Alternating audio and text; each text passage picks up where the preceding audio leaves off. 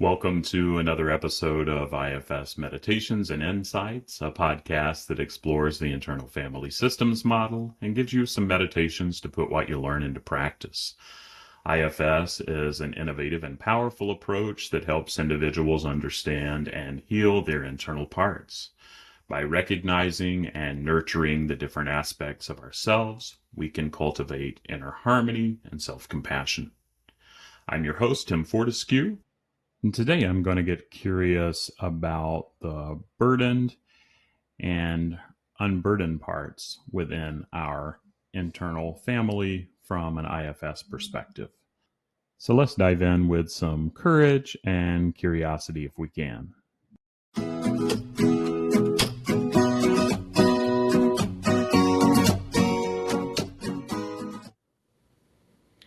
Today, let's explore the concept of burdened and unburdened systems within the context of IFS, or internal family systems. To begin, let me provide a brief explanation of internal family systems for those who may be new to IFS or this podcast. IFS was developed by Dr. Dick Schwartz, and it's an innovative approach to psychotherapy that views our minds as containing multiple parts or subpersonalities. These parts interact with one another and have a significant influence on our thoughts, emotions, and behaviors. At the heart of IFS lies the belief that each part has positive intentions and unique qualities. And Dr. Schwartz often uses a metaphor of a family to illustrate the concept of internal parts. Just like in a family, each part within us has its own role, desires, and concerns. Some parts may serve a protective function, while others may be more vulnerable or creative. By understanding and acknowledging these parts, we can navigate our internal landscape with compassion and curiosity.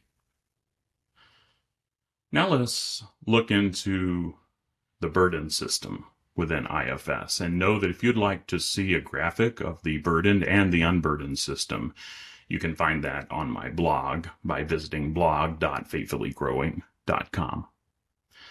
But with this burdened system, imagine a part of yourself that carries the weight of past traumas, painful memories, or deep-seated shame. This part may have developed as a means of protecting you from further harm, but over time, it can become overwhelmed and burdened by the responsibilities that it has. Consequently, it may manifest as anxiety, depression, or other distressing symptoms. One example of a burdened part is what I like to refer to as my inner critic. This critical voice within me constantly judges and berates my actions, often stemming from past experiences of harsh criticism or rejection.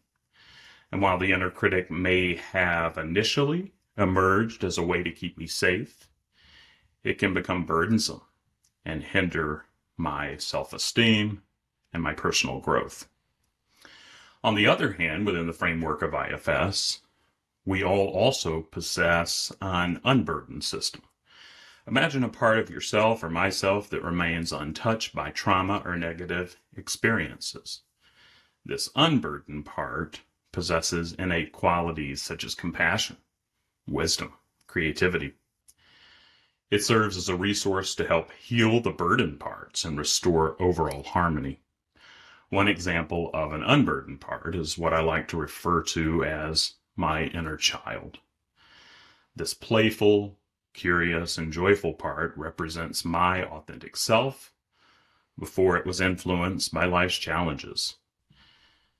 By reconnecting with this unburdened part, I can tap into my natural resilience and rediscover my passions and desires. Let's look at the intricate dance between our burden and unburdened systems. In an ideal scenario, the unburdened parts within us can connect with and support the burden parts. This compassionate inner dialogue allows for healing, acceptance, and integration. And when we establish a trusting relationship between these two systems, we can unlock our true potential and experience personal growth. See if you can imagine a person who has experienced a traumatic event in their past, or maybe something comes to mind for you. I know that I can think of things. And they may have a burden part that carries the pain and fear associated with that event. And we may carry that too. And through IFS, we can engage with the unburdened parts, such as the compassionate and nurturing side. And this provides comfort and understanding to the burden part. And this process allows for the gradual release of the burdens carried by the burden part, leading to healing and transformation. And moving on, let's highlight a few techniques that can facilitate engagement with our burdened and unburdened systems. One approach is called parts unblending, where we separate ourself from the burden parts and develop a clear understanding of their needs and get to know them and befriend them more. And this process involves creating a safe place within ourselves to explore and communicate with these parts. Another approach is dialoguing, where we allow our unburdened parts to communicate directly with the burdened parts. And through this dialogue, we can foster compassion, understanding, and cooperation between the different parts of ourselves and build trust. And those parts that are burdened can get to know the unburdened system and vice versa. This technique helps to build a bridge between the burdened and unburdened system, facilitating healing and integration. And finally, before we wrap up, let's discuss the benefits and applications of the burdened and unburdened system. By cultivating a compassionate and respectful relationship between these two systems, we can experience profound healing. I've seen this in myself and with others, increased self-awareness, and improved overall well-being. The IFS approach has been successfully used in various settings, including trauma recovery, relationship counseling, and personal development. For example, imagine struggling with low self-esteem due to past experiences of rejection. And maybe it's just me, but I know I can definitely relate to this. And through IFS and an internal family systems approach, we can explore the burden part that carries the pain of those rejections and engage with the unburdened parts, such as my self-compassionate and confident side. And this process allows me to heal the wounds of rejection, develop a healthier self-image, and cultivate more fulfilling relationships. And as I conclude this exploration of the burdened and unburdened systems in IFS, I encourage all of us to remember within each of us lies a complex web of parts, some burdened by past experiences, and others offering wisdom and healing.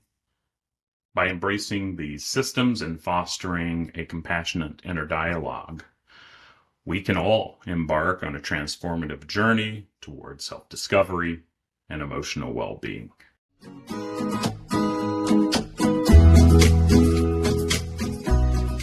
If you enjoyed this episode, be sure to follow or subscribe to the podcast and share it with others. If it was helpful for you, I would appreciate a 5-star review if you have it in you.